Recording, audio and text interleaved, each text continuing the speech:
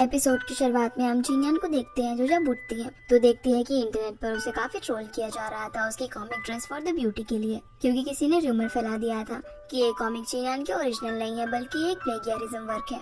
जो बात जब प्रोफेसर जी को भी पता चलती है तो वो जीनियन को ऑटोग्राफ सेशन में जाने से मना करते हैं, लेकिन जीनियन बोलती है कि इस सबसे कोई फर्क नहीं पड़ता क्योंकि लोग तो सिर्फ वही देखेंगे जो उन्हें दिखाया जाएगा और ये सब मेरे साथ पहले भी हो चुका है। दूसरी ओर ल्यूशिंगवू और सीकी जब काम कर रहे थे तब सीकी बातों ही बातों में थ्रिलर क्लब का नाम लेता है, जो सुनकर वो फिर से नाराज हो जाती है। वहीं प्रोफेसर जी जीनियन को सच बताने के लिए फोर्स करते हैं कि पहले उसके साथ क्या हुआ था, तो वो अपनी लिखी हुई कॉमिक थ्रिलर क्लाउड और ल्यूशिंगवू के बारे में उन्हें बताने लगती है कि कैसे उसने उसके साथ धोखा किया था। इधर जब ल्यूशिंगवू नाराज होती है तो सीकी भी उसे बनाने के लिए आता है, जो कि बाथटब में बैठकर ड्रिंक कर रही थी, तो उसे भी सारी सच्चाई बताने लग जाती है। जहाँ हमें फ्लैशबैक से पता चलता है कि ल्यूशिंगवू के पार्टनर शाओली ने ही जीनियन और उसे थ्रिलर क्लाउड के लिए साथ में काम करने के लिए कहा था। दूसरी ओर जीनियन प्रोफेसर जी को अपनी साइड की स्टोरी बता रही होती है कि कॉमिक पूरी करने के बाद उसे best comic of the year का अवार्ड मिला, जिसे रिसीव करने के लिए सिर्फ ल्यूशिंगवू गई और पूरी कॉमिक में कहीं भी उसका नाम नहीं था, क्योंकि असल में वो शाओली के ट्रैप में फंस गई थी। जब वो उसे फाइनल वर्क सबमिट करने के लिए गई थी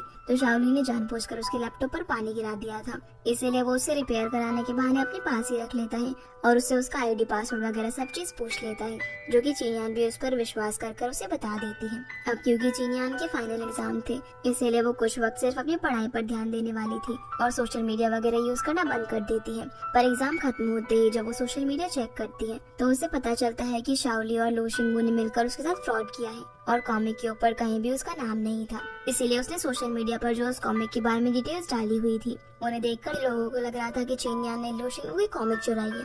वहीं हम ल्यूशिंगवू के साइड की स्टोरी सुनते हैं जिसमें शाओली ने उसे ऐसा दिखाया था कि जीनियन ने उसे धोखा दिया है और कॉन्ट्रैक्ट तोड़ लिया, जो सुनकर ल्यूशिंगवू को उस पर यकीन ही नहीं होता, इसीलिए वो जीनियन को काफी सारे कॉल्स करती है, लेकिन एग्जाम्स की वजह से उसका फोन बंद था। पर इस सब में इन दोनों की कोई भी गलती नहीं थी, बल्कि असली विलन तो शाओली था। शीको ल्यूशिंगवू की बात पर यकीन करता है और उसे किसी तरीके से मना लेता है, पर तभी उसे उसके घर से कॉल आता है, इसलिए वो वहाँ से चला जाता है। आगे हम देखते हैं कि आज जीनियन का ऑटोग्राफ सेशन था जिसे शाओ ने ऑर्गेनाइज करवाया था और वहाँ पर काफी सारे लोग भी आते हैं, जिन्हें देखकर जीनियन थोड़ी नर्वस थी, पर प्रोफेसर जी उसे हिम्मत देते हैं। अब यहाँ जीनियन की कॉमिक के लिए उससे काफी सारे सवाल पूछे जाते हैं और यहाँ उनमें से एक सवाल का जवाब देते हुए जीनियन बताती है कि ये कॉमिक मेरी रियल लाइफ स्टोरी पर बेस्ड है और इस कॉमिक में जो मिस्टर जे है वो रियल लाइफ में मेरा बॉयफ्रेंड है। तभी ऑडियंस में से एक लड़की मिस्टर जे को इंट्रोड्यूस करवाने के लिए कहती है ताकि इंटरनेट पर जो भी र्यूमर्स फैले हुए हैं वो उन सभी को गलत साबित कर सके, लेकिन जीनियन इसके लिए मना कर देती है क्योंकि वो नहीं चाहती थी कि इस सब की वजह से प्रोफेसर जी और उनकी लाइफ पर असर पड़े।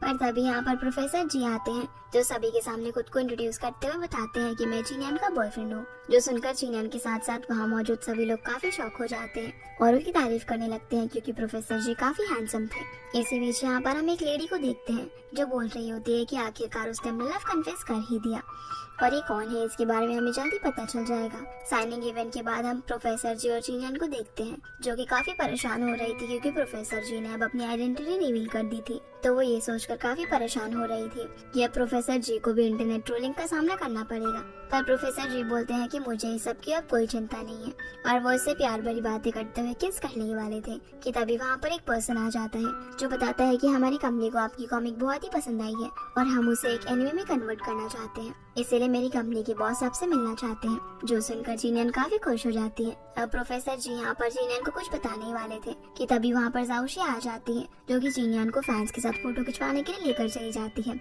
और उसके लिए इतना सब करने के लिए प्रोफेसर जी को जीनियन बहुत ही फनी अंदाज में थैंक यू बोलती है। जिसके बाद हम शाओली और ल्यूशिंगवू को देखते हैं जो कि उसी कंपनी की बॉस से मिलने के लिए जाते हैं जिसने जीनियन की कॉमिक को एनिमेशन में बदलने का प्रपोजल भेजा था और इनका नाम है मिसिस पे।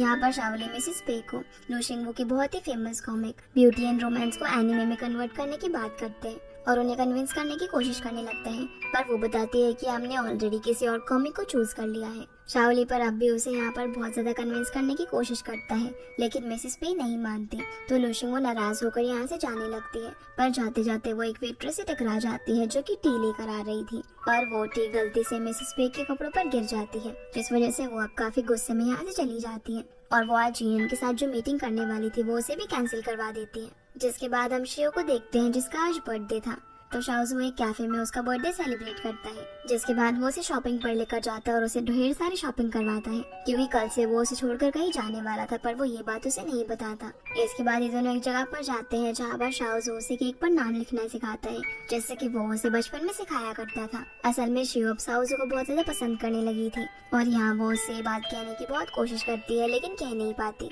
तभी वहाँ पर लाइट चली जाती है। अब शाओजू लाइट ठीक करने के लिए बाहर जा ही रहा होता है, तभी शिव उसे रोककर उसे किस कर देती है। शाओजू उससे पूछता है कि ये क्या था, तो शिव बोलती है कि जो होना चाहिए था वही है और अब तुम्हें इसकी रिस्पॉन्सिबिलिटी लेनी पड़ेगी। पर शाओजू उसे ये बोल देता है कि ये सब सिर्फ एक एक्सीडेंट था, इसलिए तुम इसे भूल जाओ। अब शिव का बर्थडे भी खत्म होने वाला था, इसलिए शाओजू उसे उसके घर छोड़ने के लिए जाता है, जहाँ पर वो उससे कुछ कहने वाला था। लेकिन शिव तो बहुत ही नाराज थी, इसलिए वो गुस्से में जाने लगती है। पर शाओजू उसे रोकता है, तो शिव बोलती है कि तुम्हारे पास सिर्फ 30 सेकंड है, इसलिए जो भी कहना है जल्दी कहो। शाओजू उसे बोलता है कि अब तुम 20 साल की हो गई और अब तुम बॉयफ्रेंड भी बना सकती हो, और उसे अच्छे से अपने काम पर फोकस करने के लिए भी बोलता है। जो सब सुनकर शिव को काफी गुस्सा आता है, क्योंकि वो ऐसे बिहेव कर रहा था जैसे कि वो उसे काफी दूर जाने वाला हो, और उसने अभी तक भी उससे वो नहीं कहा था जो कि वो सुनना चाहती थी। इसलिए वो उसे गुस्से में ये बोलकर चली जाती है कि आज जो कुछ भी हो उसे तुम भूल जाना। जो सुनकर शाओजू भी ठीक है बोलकर चला जाता है। अगली सुबह सीकी के घर पर लूशिंगवू आती है, क्योंकि वो उसे काफी मिस कर रही थी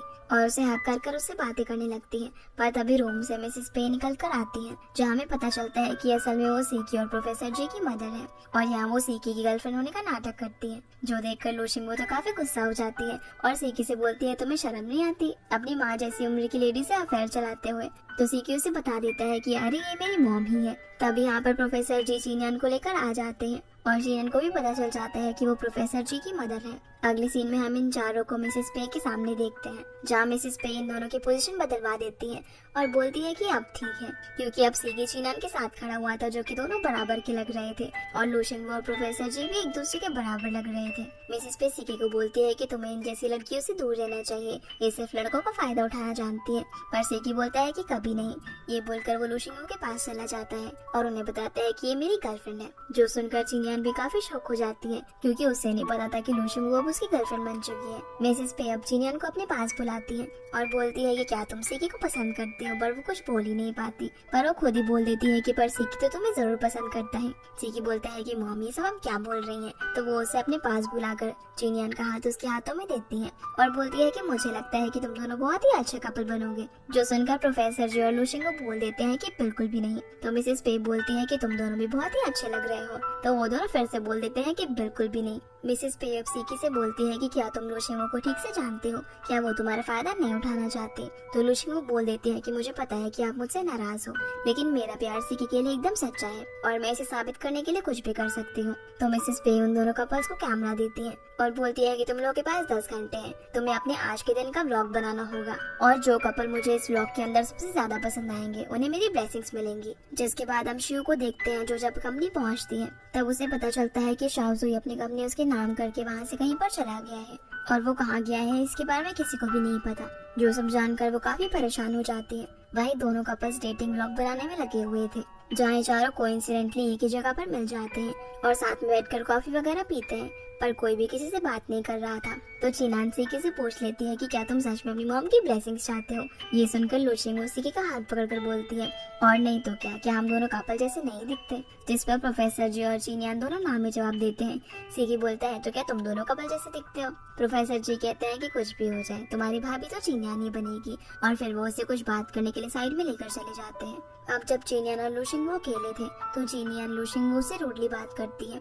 जब लूशिंगवू से इसका रीजन पूछती है तो वो उसे बोलती है कि तुमने मेरे साथ जो कुछ भी किया उसके बाद तुम मुझसे कैसे एक्सपेक्ट कर सकती हो कि मैं तुमसे अच्छे से बात करूं। लूशिंगवू यहाँ उसे समझाने की कोशिश करती है कि उसने उसे धोखा नहीं दिया था, पर चीनियन कुछ भी सुनने को तैयार नहीं थी और फिर वो उसे अपनी साइड की स्टोरी बताने लगती है। दूसरी ओर प्रोफेसर जी भी सीकी को लूशिंगवू ने जो कुछ भी उसके साथ किया वो सारी चीजें बता रहे थे। इधर चीनियन की स्टोरी सुनने के बाद लूशिंगवू को सब कुछ समझ में आ जाता है कि ये सब शाओली ने किया है, इसलिए वो उसे बोल देती है कि जब तक मैं सब कुछ सॉर्ट आउट न करूं तब तक तुम इस बात के बारे में सीकी को मत बताना। लूशिंगवू अब सीधा यहाँ से शाओली के पास जाती है और उससे पूछते हैं कि उसने चीनियन के साथ ऐसा क्यों किया। तो वो बोल देता है कि वो सब तो मैंने तुम्हारे लिए ही किया, क्योंकि अगर चीनियन फेमस हो जाती तो वो उसके लिए खतरा बनती। ये सब बोलकर वो उसे कहता है कि अब जो कुछ भी हो वो भूल जाओ। पर लूशिंगवू ऐसा बिल्कुल भी नहीं करना चाहती थी, इसलिए वो उसे पार्टनरशिप तोड़ने की बात कहती है। अब वो जैसे ही अपने कैबिन में जाती है तो वहाँ पर सीकी पहले से ही मौजूद था।